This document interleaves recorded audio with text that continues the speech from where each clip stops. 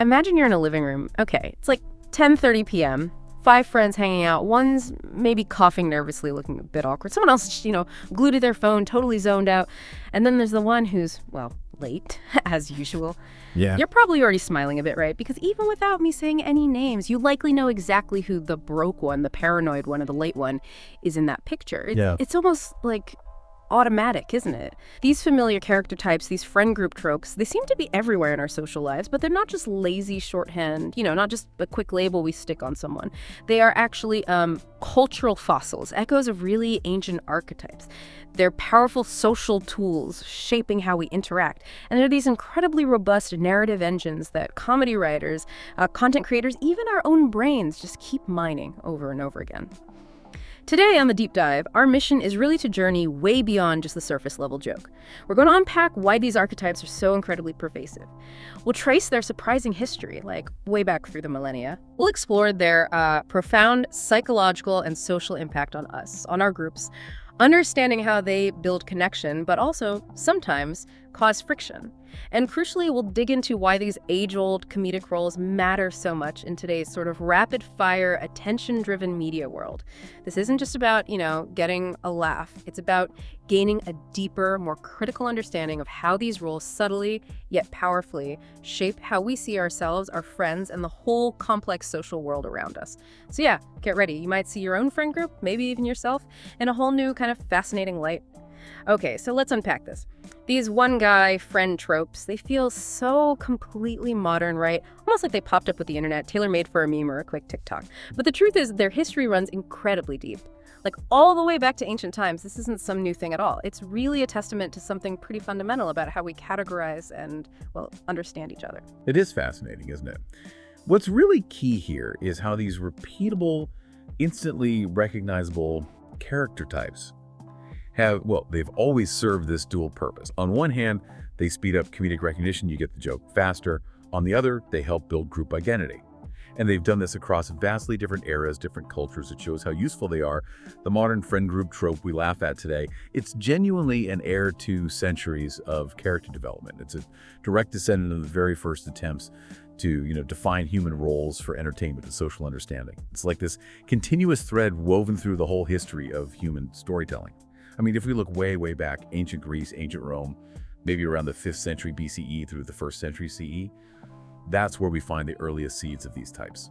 Things like mimes and dramatic foils, these weren't complex, psychologically deep characters like we think of now. They were more like proto-stock characters. Figures everyone recognized instantly, the glutton, the boastful soldier, the grumpy old man.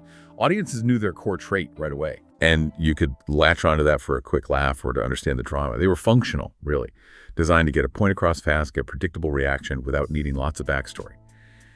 And that efficiency, is crucial for popular entertainment that needed to be accessible. So even back then, in those really early forms of theater, they kind of intuitively understood the power of having a shorthand character to connect immediately. Precisely, yeah. It really speaks to this fundamental human need we have for categories, for understanding types. Then you see this huge leap forward in standardization with the Commedia dell'arte. That flourished from, the 14th to the 18th century, all across Europe.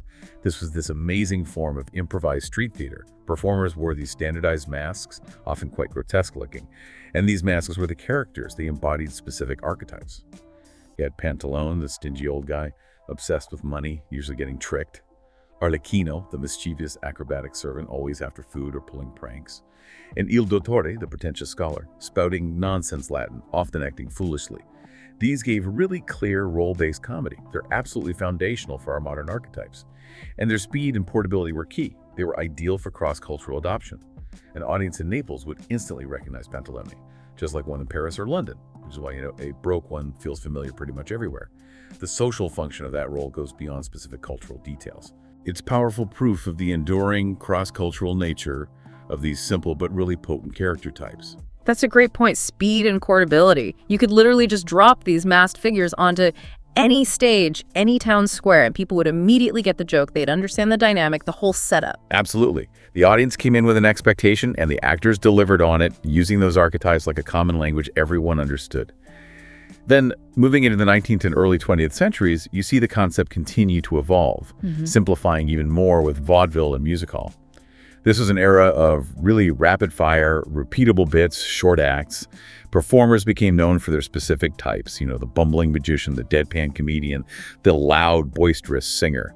They relied heavily on these types because it made their material incredibly portable. They could perform on different stages for diverse, often transient audiences.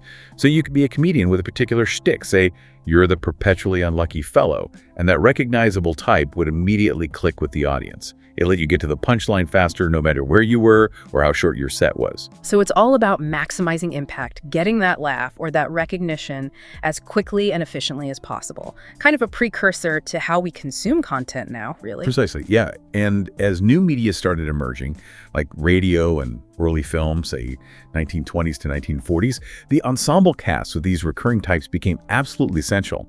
Think about iconic duos like Abbott and Costello. Bud Abbott was the perfect straight man. Lou Costello was the clown, the sort of naive one. This formula gave audiences that serial familiarity, which was crucial as they started engaging with these new entertainment forms regularly, episodically. You knew what to expect from each character's role, their predictable reactions became part of the fun, and that consistency really built viewer loyalty. And then when television came along, it didn't just embrace this, it really codified these roles, didn't it? TV became the ultimate laboratory for these archetypes. Oh, absolutely. The television sitcom era, running roughly from the 1950s right through the 1990s, truly canonized and, codified these ensemble roles. You had clear slots, the everyman, the wisecracker, the neurotic, the lovable dimwit. These weren't just characters, they were established categories, distinct parts of a comedic ecosystem. TV writing manuals even started formalizing these as the characters of comedy, actually advising writers on how to build a balanced ensemble using these reliable types. Shows like Friends are just textbook examples of this archetyping working at its peak effectiveness. I mean, think about it. Monica's almost obsessive neuroticism about cleaning and control. Chandler's constant sarcastic, self-deprecating wit, the classic wisecracker. Phoebe's totally whimsical, free-spirited eccentricity as the weird one. Joey's endearing but often clueless charm is the naive one, maybe the lovable loser sometimes. These weren't just random traits. They were meticulously crafted comedic engines, designed to generate predictable, relatable humor, episode after episode, season after season. The audience knew exactly what kind of joke to expect from each character, and that reliability was absolutely central to the show's massive success. And then you take Seinfeld. While it had this incredibly unique comedic voice, very observational, it also used its characters as highly compressed types. Jerry, the sort of detached observer, commenting on everything. Elaine, the easily frustrated every woman navigating chaos. George, the ultimate neurotic, self-sabotaging mess. And Kramer, just this bizarre, boundaryless explosion of chaos. These characters were almost designed to satirize everyday social rituals, the tiny annoyances of modern life. Seinfeld took archetypes and really pushed them, used them to make points about society, making them instantly recognizable and universally relatable because, well, they mirrored parts of ourselves and our social world, just cranked up to 11. So these archetypes aren't just for a quick laugh here and there. They're like the fundamental building blocks of entire comedic worlds that last for decades, really shaping how we consume stories. Exactly. And this powerful legacy, it continues right up to the present day with sketch and web comedy, starting around the 2000s. Short-form sketches, YouTube pods, and especially TikTok videos have distilled these tropes even further into these incredibly dense, hyper-efficient, like 30 to 90-second bites. They replicate familiar friend group dynamics instantly, leveraging that immediate recognition for maximum impact in our super fast-paced digital age. Whether it's framed as every friend group has a doe or the one friend who always, hi Kay. These formats tap directly into that ancient human impulse to categorize people and find humor in it, adapting it perfectly for the age of the scrolling thumb. It's a constant evolution for sure, but the core principle, those repeatable, recognizable types, it absolutely remains. Okay, so we've traced these archetypes through literally millennia of performance, from ancient Greek mimes all the way to modern TikTok. But what's truly fascinating, and this is where it gets really interesting for me, is how this whole theatrical legacy isn't just about comedy on a stage or screen. It feels like it's mirroring something really fundamental about how we organize ourselves in actual groups, how we define who we are to each other in our real lives. How does that play out in our everyday friendships? That's such a crucial connection to make. Yeah. If we zoom out and look at the bigger picture, we definitely see how groups, especially friend groups, develop their own unique joking cultures. And these aren't just random inside jokes, They're essentially shared, often unspoken, templates or rules that regulate who belongs. subtly establish hierarchies and define the boundaries within that specific social unit. For instance, in one friend group, relentlessly teasing the early bird about always being on time might actually reinforce a shared group value of being more relaxed about schedules. It establishes a particular norm for that group. But in another group, making a joke about someone's career path could be seen as crossing a line, a clear boundary violation. These cultures implicitly agree on who's who, what's fair game for teasing, creating this collective memory of interaction and shared understanding. So it's almost like an unspoken social contract then, a set of internal rules that these roles help to define and maybe maintain within the group. Precisely, yeah. Labeling someone as the late one or the paranoid one isn't just an offhand remark. It's a social shorthand. It quickly indexes their perceived role within that specific group, their informal status, and even the acceptable ways they might be teased. This whole phenomenon of joking cultures is actually a well-documented sociological concept. It helps groups coordinate their expectations and form a collective identity. When you know who the designated driver is likely to be, or the one who always forgets their wallet, it streamlines interactions and definitely contributes to that shared sense of us. These comic roles, they serve several really crucial functions, providing significant benefits to the group. First, as we said, they act as social shorthand. You mentioned the late one. Everyone gets the history, the expected behavior, the right comedic response instantly. Second, they're vital in coordinating expectations.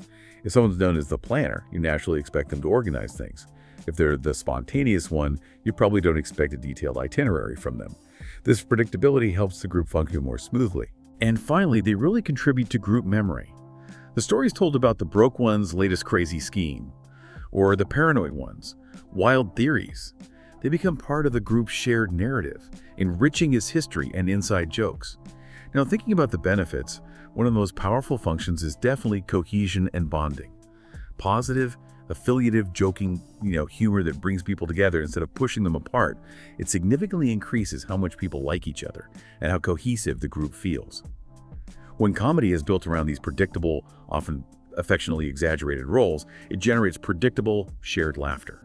And that shared laughter, it's incredibly potent stuff. It reinforces that in-group solidarity. There are studies on humor and team cohesion, even in really high-stakes situations like NASA astronaut training, that show positive, affiliative humor significantly improves group dynamics. There was one fascinating study, for example, that observed astronaut teams during high-stress simulations. They found that the teams who consistently used humor to diffuse tension and reinforce positive relationships. They reported higher levels of trust, better communication, and were demonstrably more effective at solving problems than the teams that used less humor.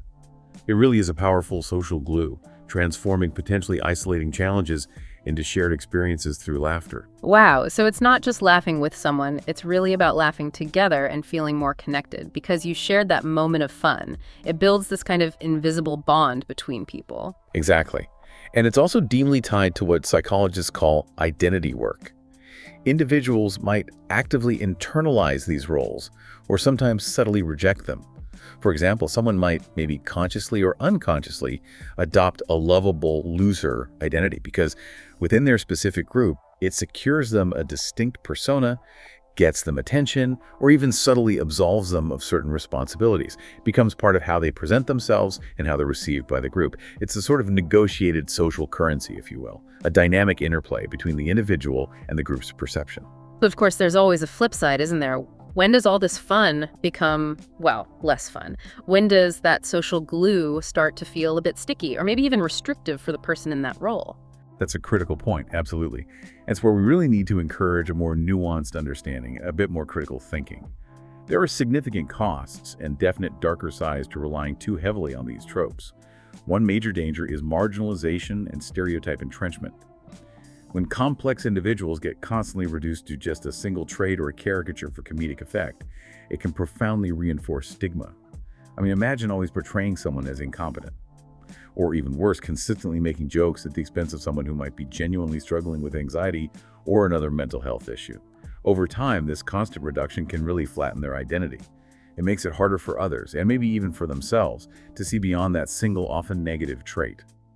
Empirical studies have definitely linked certain uses of humor to poorer emotional outcomes, especially if that humor targets real vulnerabilities a person has, particularly within a group context where these roles get reinforced and can be really hard to escape.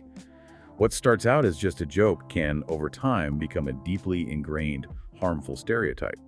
Then there's the whole issue of norm policing. What might begin as seemingly harmless, lighthearted teasing, maybe playfully calling someone the perpetually single one or the workaholic, can, if it becomes negative or aggressive, subtly morph into a tool for social pressure.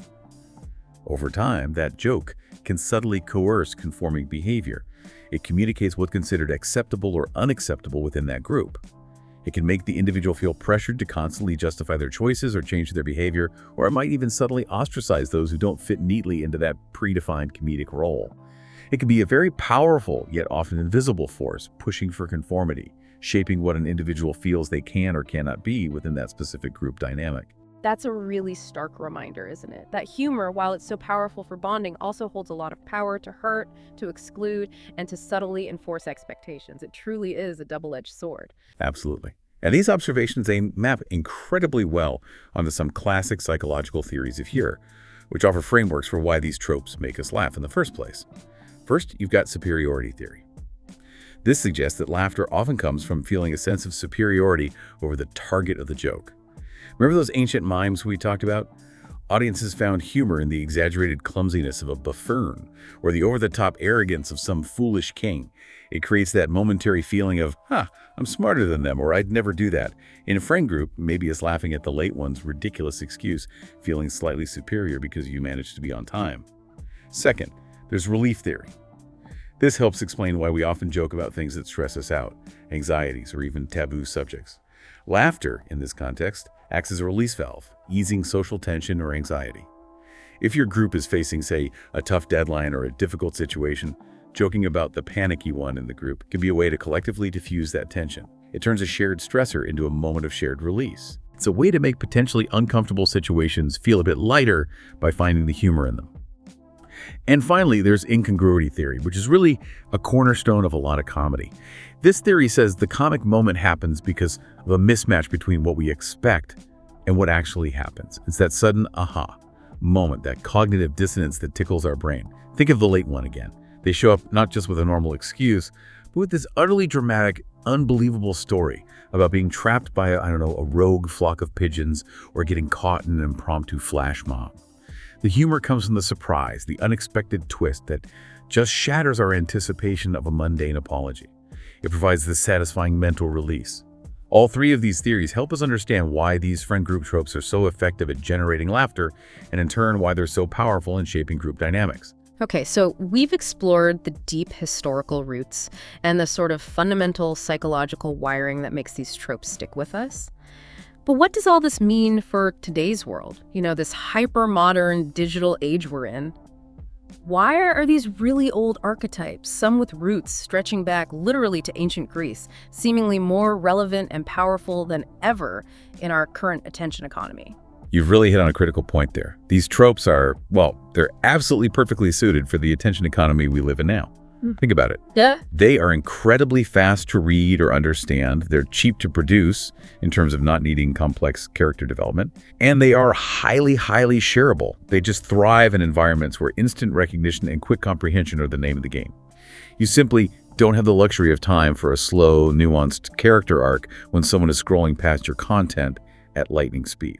That makes a lot of sense, yeah. People want to get it immediately, right? Yeah. To connect with the content without having to invest a ton of time or cognitive effort? Exactly. So how do they actually show up now? Well, you see them absolutely everywhere in sketch-style podcast bits on YouTube and TikTok. These short, character-driven sketches that instantly establish a dynamic. They're fantastic at landing quickly and keeping viewers engaged.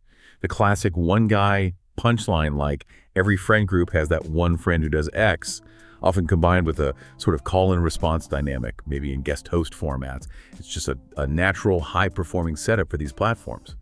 Modern content guides, even TV writing manuals still, continue to recommend using archetypes precisely because they accelerate audience comprehension. You instantly know who's who, what the dynamic is supposed to be, which is absolutely crucial for that quick-hit, shareable content that needs to hook you in literally seconds. They're also completely essential to mimetic culture. These archetypes become these ready-made templates for memes, for filters, for recurring video series. Think about every friend group has a #OneTheBrokeOne micro-series format that just explodes on TikTok. People instantly relate, they tag their friends, they share it widely because it feels so universally true to their own experiences. This creates this really powerful viral feedback loop. The meme reinforces the archetype, and the archetype fuels more memes. It just feeds itself. And it's not just about lighthearted fun all the time either, is it? We definitely see these tropes being used for much deeper, sometimes quite biting commentary on things. Absolutely. Yeah, they're incredibly effective tools for political and social commentary. Take the paranoid one in satire, for instance. That trope often maps directly onto real-world conspiracism, allowing creators to lampoon broader social trends in a digestible way. You can almost trace how the kind of pervasive paranoia you saw in maybe 90s media around government secret alien invasions, whatever, how that's evolved into today's climate of widespread conspiracy thinking online.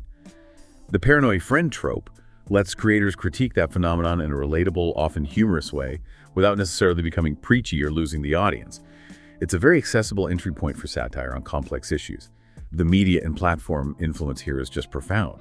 Algorithms, which are basically the gatekeepers of our digital content feeds, they inherently amplify the most relatable and instantly recognizable archetypes because those are the ones that drive engagement, likes, shares, comments.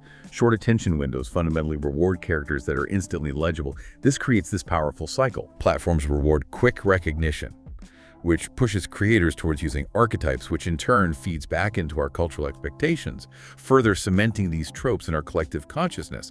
It's really a self-perpetuating system, making these archetypes almost an indispensable tool for engaging modern audiences effectively. So these characters are almost like perfectly engineered viral content in a way, okay? It's easy to see the fun, the humor, the sheer relatability in all of this.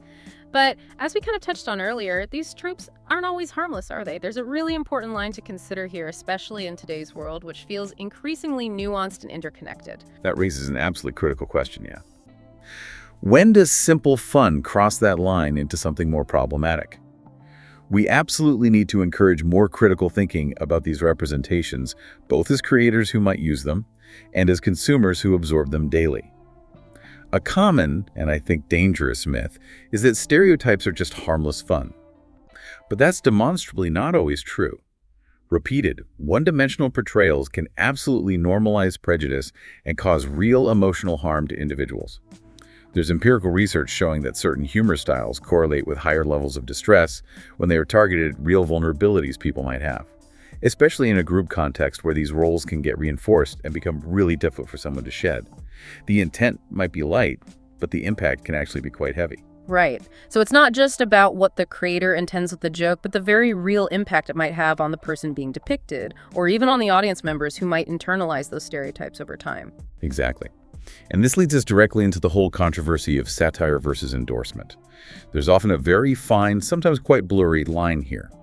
When does mocking the paranoid one in a sketch unintentionally start reinforcing paranoid thinking in the wider audience, rather than effectively critiquing it? The comedic context matters immensely. Good satire has to be crystal clear about its target, its intent, and the critical distance it maintains from the subject. Otherwise, it risks amplifying the very thing it claims to be critiquing. For example, if a sketch about conspiracy theories doesn't clearly frame the conspiracist character as absurd or misguided, it could inadvertently end up feeding into misinformation, making those ideas seem more normal or acceptable. In today's highly sensitive and interconnected world, creators are increasingly being called out, and often rightfully so, when their satire feels ambiguous or is perceived to cross that line into causing harm. Yeah, it sounds like it takes a lot more conscious thought now, much more self-awareness from creators than it might have back in, say, the spontaneous days of Commedia dell'arte. The stakes just feel higher today. Absolutely, the responsibility is far greater now. However, there's also a kind of lesser-known truth here: the potential positive functions of even seemingly negative tropes. When used carefully and crucially within a context of genuine affection and established group dynamics, clowning a friend's quirk, even if it's something like their perpetual lateness or their chronic broke status, can actually signal deep affection. It can serve as a negotiated ritual of intimacy within that group. It's almost like saying, look, I know this about you, I love you anyway, and this shared joke we have about it is part of our unique bond. The very same act can be both social cement and a potential weapon. It entirely depends on the history, the power dynamics, and the specific context within that friendship group. Research on group-level humor consistently shows it regulates behavior and reinforces shared norms just as much as it entertains. And if you look at expert opinions on this, you find a really fascinating spectrum of views regarding these archetypes. Mainstream researchers, particularly sociologists and social psychologists, they tend to emphasize humor's vital role in group cohesion and enforcing social norms. They highlight how group joking develops those shared references, regulates who belongs, and fosters a strong sense of shared identity and group memory. They generally see it as a powerful and largely positive social mechanism for groups. On the other hand, you have media and writing practitioners. Think TV and film comedy teachers, people who write screenwriting manuals. They tend to codify types, like the famous 8 characters of comedy or standard sitcom archetypes, as essential writing tools. For them, reliability in character types is paramount. It makes it easier for the audience to recognize characters quickly and ensures predictability for comedic beats. It's really about the craft, the efficiency, and delivering a consistent product that audiences can easily consume and enjoy. Their focus is very much on the how of making the comedy work effectively. Then you have the alternative or critical viewpoints. Cultural critics, some psychologists, they warn that these archetypes can, in fact, ossify social categories. They can reduce complex individuals to simple, often limiting labels. And in an age like ours, which is deeply concerned with identity politics, the risk of harming marginalized groups through simplistic portrayals is significantly higher. These voices really push creators to weigh the potential for laughs against the possible social costs. They urge for more nuanced, more responsible, and more empathetic storytelling that actively avoids reinforcing harmful stereotypes. They're essentially asking, okay, but at whose expense is this joke ultimately being made? And in the real world, these kinds of concerns actually translate into tangible guidelines and policies for creators, especially on huge global platforms like YouTube. This isn't just abstract theory, it directly impacts what people can and can't post. They absolutely do, yeah. Platforms like YouTube have pretty comprehensive community guidelines that directly influence how these tropes can be used. This creates very real-world ethical pressures on creators. For example, creators must avoid targeting protected classes for mockery based on things like race, religion, gender, or disability. They need to be incredibly careful with jokes about mental health, ensuring they don't trivialize or normalize real suffering. If a joke touches on something like anxiety, paranoia, or depression, it really needs to be clearly framed as satire, perhaps using supportive on-screen captions or disclaimers to guide the audience's interpretation. Harassment is strictly disallowed, meaning content shouldn't encourage viewers to target real people, even if it's meant jokingly.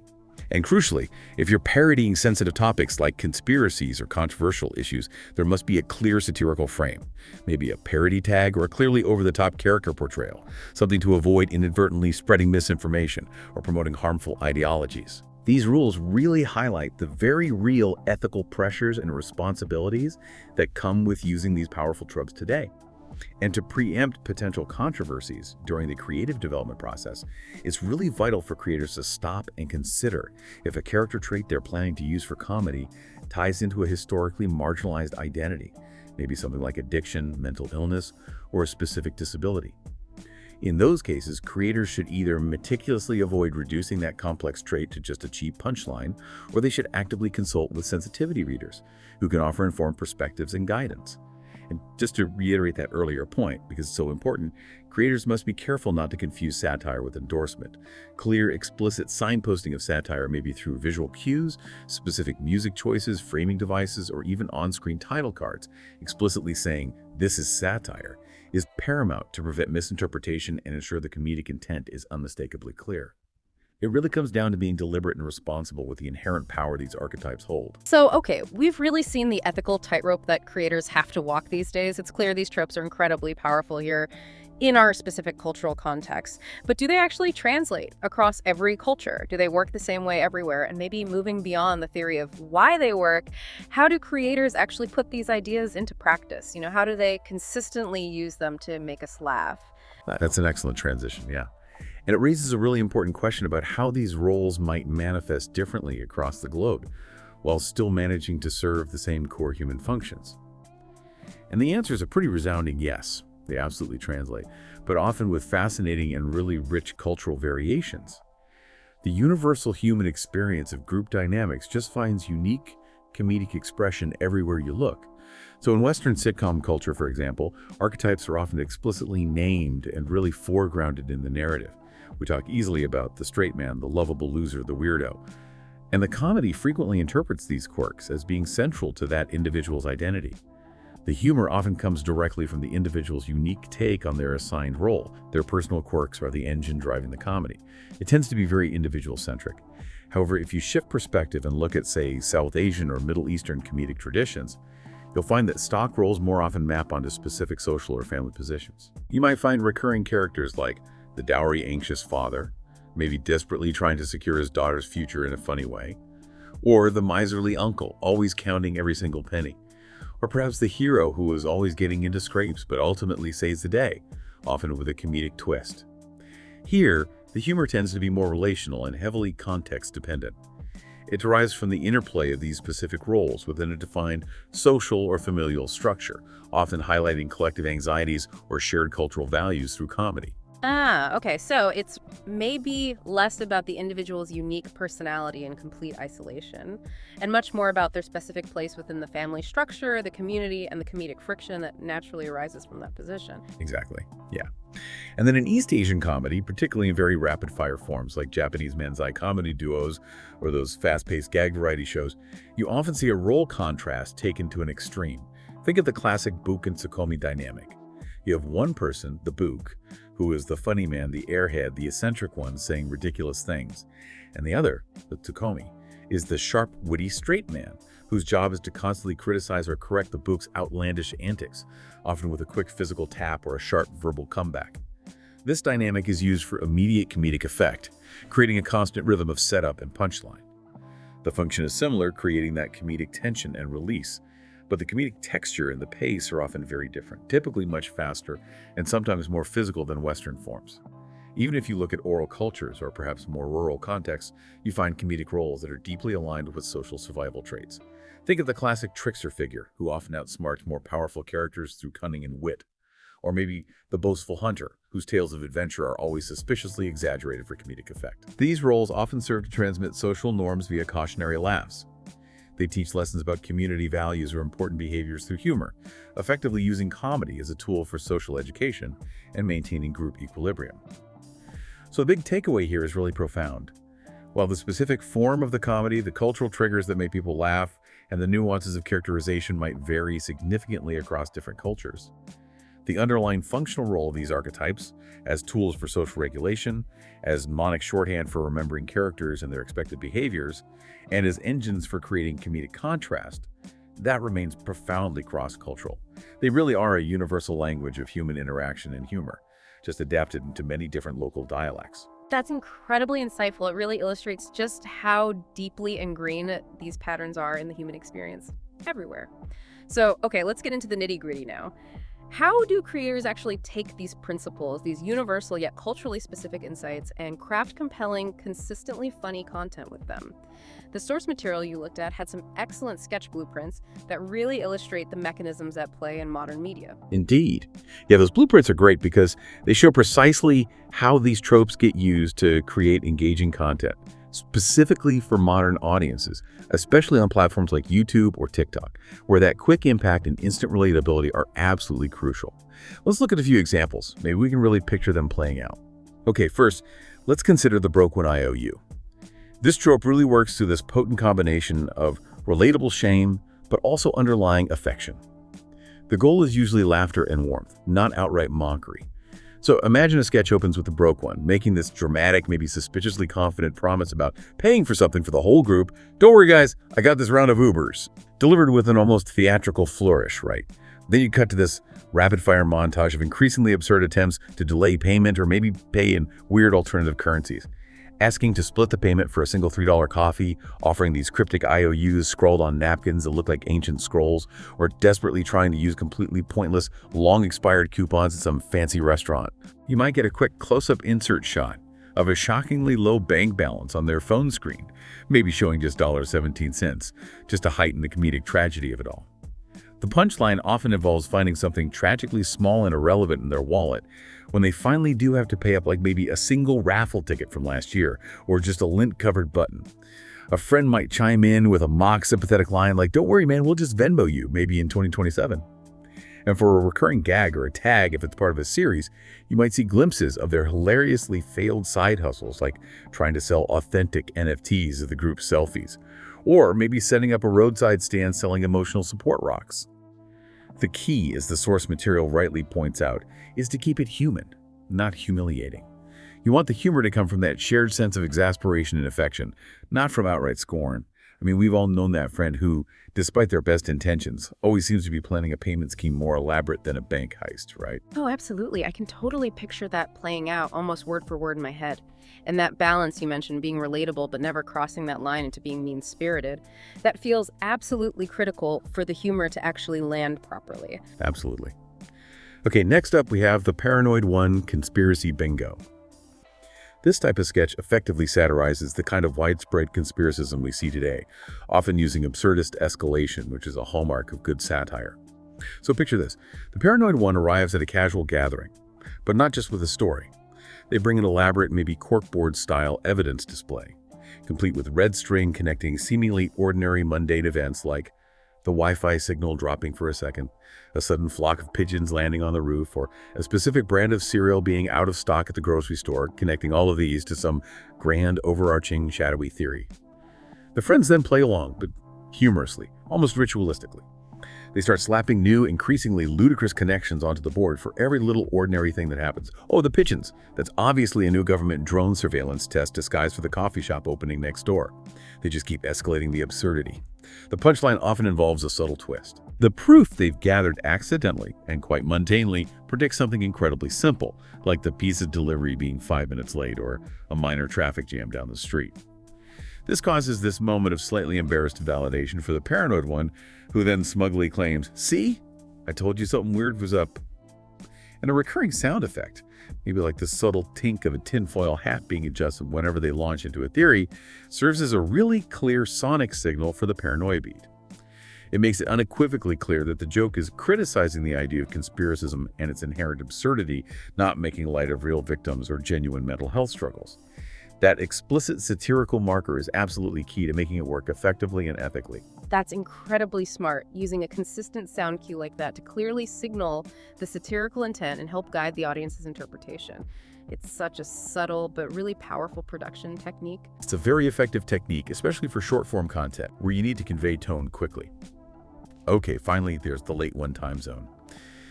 This trope really thrives on speed, relatable escalation, and the audience's kind of inherent love for the ritualized apology that often comes with lateness. So the sketch typically opens with a very familiar scenario. Maybe a text chain showing increasingly impatient friends asking, "Where are you?" Followed by that classic, always overused, "On my way, 10 minutes." Reply from the absent friend. Then you'd probably see a series of really quick cuts showing the late one, providing these increasingly absurd yet strangely specific excuses for their delay. "Sorry, got stuck behind a spontaneous wedding photo shoot in the middle of the road," or "just had a brief existential crisis about the very concept of time," or maybe some comedic literalism like being late because they just had to finish one more page of a particularly gripping novel. The punchline usually arrives when they finally appear, often well over an hour late, and launch into this incredibly elaborate, overly sincere, almost theatrical apology that actually ends up being longer than the time they were late in the first place. Maybe the friends are humorously timing it on a stopwatch in the background. And for a series, a good recurring tag might involve their lateness unexpectedly becoming useful somehow. For instance, maybe they missed the terrible opening act of a concert, but arrived just in time for the free merchandise giveaway. Little things like that help keep the character lovable and prevent them from becoming solely frustrating to the audience. These examples really bring to life how these tropes function in very practical terms, how creators skillfully build layers of humor around that core archetype. But what about the production side of things? The actual mechanics behind why these specific techniques make these tropes so effective, especially in modern media? That's an excellent point to dig into.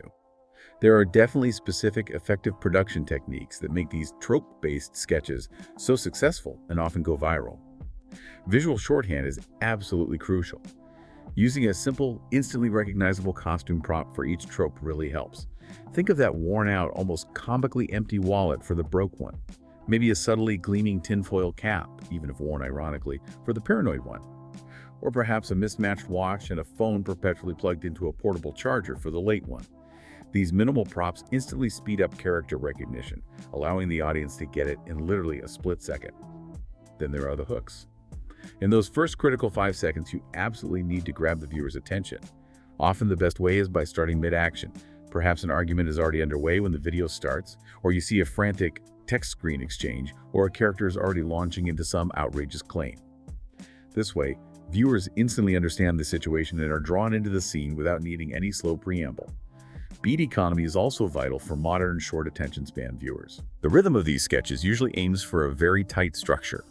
Typically, maybe 3 distinct comedic beats building tension or absurdity, leading directly to a sharp, clear punchline, often followed by a clever little tag or button at the end. This quick, efficient arc keeps things moving and engaging, perfectly suited for rapid consumption on platforms like TikTok or Instagram Reels. Sound design plays a huge, often underestimated role too. Using signature sound stings for each trope, maybe a bright comedic ding sound for a revelation, a classic sad trombone wah-wah for a moment of financial despair, or a slightly eerie paranoid chime whenever a conspiracy theory is mentioned. These immediately signal the trope's specific beat. They enhance the comedic timing and significantly boost recognition. And finally, employing a series strategy can be incredibly effective for building long-term audience loyalty. Making these micro-episodes serial, for example, The Broke One, Episode 1, followed by several more installments featuring the same character builds anticipation. Audiences start to expect and even cherish these predictable yet often surprising additions to the character's ongoing saga. It creates a following. It's also really worth noting how localizing details incredibly increases the cultural resonance and shareability of these tropes. A sketch about a broke one set in Karachi might mention saving up for an tuk-tuk ride or the struggle of sharing a single plate of biryani among friends. Whereas in the US, the same trope might manifest as jokes about maxing out a credit card or obsessively clipping coupons for fast food. These surface details make the trope feel native and immediately relevant to a specific audience. Using idiomatic punchlines, incorporating local slang, and tapping into shared regionally specific rituals or hangout shorthands also significantly boosts a sketch's shareability and relatability within a target culture. It's all about making the universal specific, making the audience feel like, yes, this is my friend group being represented here. Wow. We have covered a tremendous amount of ground today, haven't we? From the ancient origins of stock characters all the way to their hyper-modern manifestations as digital memes and viral sketches. We've explored the fascinating, sometimes really complex dual nature of these tropes, how they act as both powerful social glue holding groups together, and at times a subtle kind of weapon that can exclude or stereotype. It truly reinforces the idea that these archetypes are far more than just simple jokes. They really are powerful cultural mirrors, reflecting back to us how we organize ourselves, how we understand each other, and of course, how we laugh at ourselves and the people around us. They absolutely are, yeah. They really show us what different societies value, what kinds of behaviors are implicitly forgiven or even celebrated, what actions might be subtly punished through teasing, and how groups fundamentally maintain their identity and cohesion through these repeated, often quite ritualized forms of joking, teasing, and interaction. These comedic roles are far, far more than just fleeting jokes. They're genuinely woven into the very fabric of our social lives. So as we look ahead, thinking about all this, what's the big takeaway for us as we navigate this constantly evolving landscape of content and connection? How should we maybe approach these pervasive tropes moving forward? Well, the landscape of these comedic archetypes is, and probably always will be, in this constant state of evolution. And it seems to be shaped by 2 major, often competing forces right now. First, you have the platform logic. That's going to continue to drive the dominance of these short, instantly repeatable archetypes because they compress recognition into mere seconds, which is precisely what the attention economy demands and rewards. Content that is quickly legible, easily understood, and highly shareable will likely always find an audience online. But second, you have this force of ethical evolution, that's profoundly pushing creators towards smarter, more empathetic satire. Audiences are, I think, increasingly literate about potential harm, about the impact of stereotypes, and this pressure will hopefully lead to greater complexity in character portrayal, and ideally more compassion and more nuance in the punchlines themselves. The days of just thoughtless, harmful stereotypes being acceptable are, thankfully, receding. That's a powerful and incredibly thought-provoking insight to leave our listeners with. It raises that big question, doesn't it? If we as a society keep compressing our friends, maybe even ourselves, into these single, easy-to-digest traits just to make faster, more shareable jerks, do we risk inadvertently training future friendships to perform those very traits, to sort of live up to the caricature we've created for the sake of the joke? Or can satire, when it's wielded with real nuance, intelligence, and genuine care, actually be a powerful tool? A tool to unmask and maybe loosen those rigid expectations, freeing us from the roles we might sometimes feel pressured to play. Comedy, in its essence, really does possess this incredible power. It can both trap us in expectations and potentially liberate us from them. And it feels like the next wave of creators, alongside all of us as discerning consumers of media, will ultimately decide which path it takes more often. Thank you so much for joining us on this deep dive into the fascinating, incredibly complex, and often very hilarious world of friend group tropes. We truly hope this gives you, our listeners, a fresh, maybe more critical lens through which to view the dynamics playing out in your own social circles, and also in the rich, diverse media you consume every single day.